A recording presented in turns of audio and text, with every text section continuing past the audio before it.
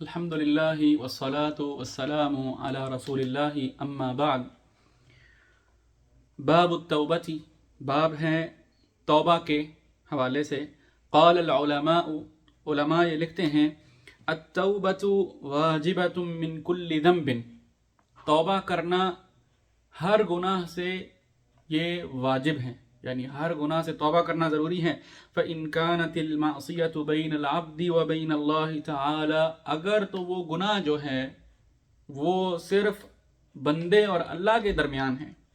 لا تتعلق بحق آدمی، اس میں کسی دوسرے انسان کا کوئی حق نہیں ہے، یعنی وہ گناہ جو ہے وہ حقوق العباد کے متعلق نہیں ہے۔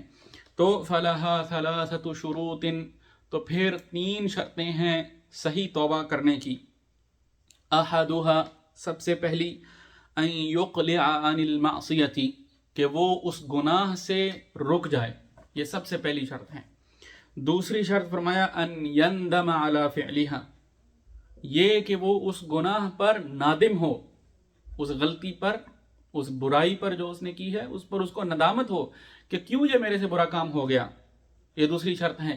والثالث، اور تیسری شرط یہ ہے ان یعزم الا یعود الیہا ابدا، کہ وہ مصمم ارادہ کرے، پکا ارادہ کرے، مضبوط ارادہ کرے کہ وہ اس گناہ کی طرف دوبارہ کبھی نہیں آئے گا، یعنی وہ اپنی ہر ممکن کوشش کرے گا کہ وہ یہ گناہ دوبارہ کبھی نہیں ہونے دے گا۔ تو یہ 3 شرطیں ہیں۔ فَإِن فُقِدَ أَحَدُ الثَّلَاثَةِ لَمْ تَصِحَّ تَوْبَتُهُ، اگر ان تینوں میں سے کوئی ایک شرط بھی موجود نہیں ہے تو اس کی توبہ بھی صحیح نہیں ہے۔ اگر تو اسے شرمندگی ہی نہیں ہے اپنے گناہ پر تو پھر اس کی کوئی توبہ نہیں ہے۔ اگر اسے شرمندگی تو ہے اور وہ گناہ سے رک بھی گیا ہے، لیکن اس کا کوئی ارادہ نہیں ہے کہ وہ مستقبل میں یہ گناہ دوبارہ جو ہے وہ اس سے بچے گا، بلکہ اس کے نزدیک یہ کوئی ایسا مسئلہ ہی نہیں ہے، دوبارہ بھی ہو جائے گا تو کر لیں گے، تو ایسا شخص جو ہے، ایسے شخص کی توبہ جو ہے وہ بھی سچی توبہ نہیں ہے۔ اور پھر اسی طرح سے شرمندہ تو ہے اور ہمیشہ دوبارہ نہ کرنے کا عزم بھی کرتا ہے، لیکن وہ کبھی بھی اپنے آپ کو گناہ سے روکتا ہی نہیں ہے، گناہ مسلسل کیے جا رہا ہے، تو ایسے شخص کی بھی کوئی توبہ نہیں ہے۔ تو یہ تینوں شرطیں ہونا ضروری ہیں۔ وَإِن كَانَتِ الْمَعْصِيَةُ، اور آگے لکھتے ہیں امام نووی رحمہ اللہ کہ وَإِن كَانَتِ الْمَعْصِيَةُ، اور اگر وہ گناہ جو ہیں تَتَعَلَّقُ بِآدَمِيٍّ، وہ اگر کسی دوسرے شخص سے متعلق ہے، وہ حقوق العباد میں سے ہیں، فَشُرُوطُهَا أَرْبَعَةٌ، تو 4 قسمیں ہیں اس کی۔ کتنی؟ 4، جو اللہ اور اس کے بندے کے درمیان ہے، صرف اس گناہ سے توبہ کرنے کی 3 شرطیں ہیں، لیکن جس میں کسی دوسرے انسان کا حق بھی موجود ہے، کسی دوسرے کا حق بھی اس میں انوالو ہے، تو پھر 4 شرطیں ہیں۔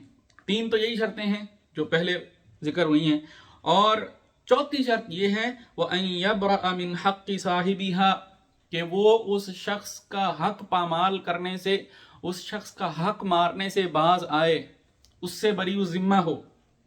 فَإِن كَانَتْ مَالًا أَوْ نَحْوَهُ رَدَّهُ إِلَيْهَا، مثال کے طور پہ اگر کوئی مالی معاملہ ہے یا کوئی اس طرح کا معاملہ ہے، مال کا، کوئی لین دین کا، رَدَّهُ إِلَيْهِ، تو پھر وہ اس معاملے کو درست کرے، یعنی اس مال کو واپس کرے۔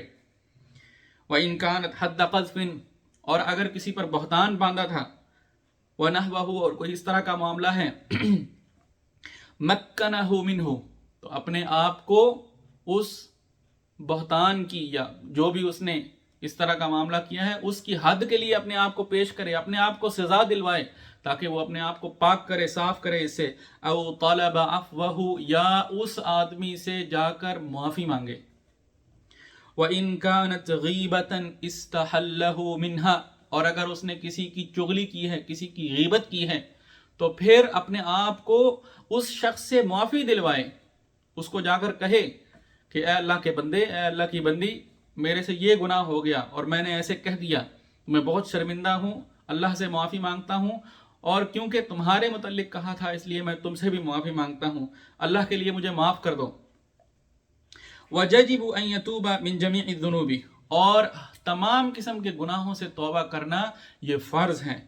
فَإِن تَابَ مِن بَعْضِهَا، اگر تو وہ گناہوں میں سے کچھ سے توبہ کر لیتا ہے، صحت توبته عند اہل الحق من ذلك الذنب، تو اہل حق کے نزدیک اس گناہ سے تو اس کی توبہ جو ہے وہ صحیح ہے، لیکن وبقی علیہ الباقی، جن گناہوں سے اس نے توبہ نہیں کی ہے وہ گناہ اب بھی باقی ہیں، اس کو چاہیے کہ وہ اپنے آپ کو بری و ذمہ کرے، ان گناہوں سے توبہ کرے۔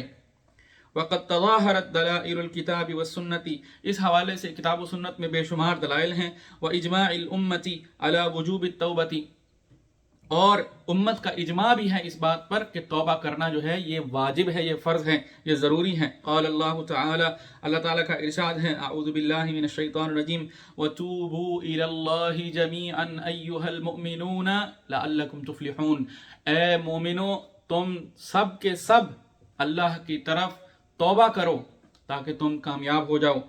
یہ سورہ نور کی آیت نمبر 31 ہے۔ اور پھر سورہ ہود کی آیت نمبر 3 میں اللہ تعالیٰ فرماتے ہیں، استغفروا ربکم ثم توبوا الیہ، اپنے رب سے بخشش طلب کرو اور اس کی طرف توبہ کرو، تم تمام لوگ اس کی طرف توبہ کرو۔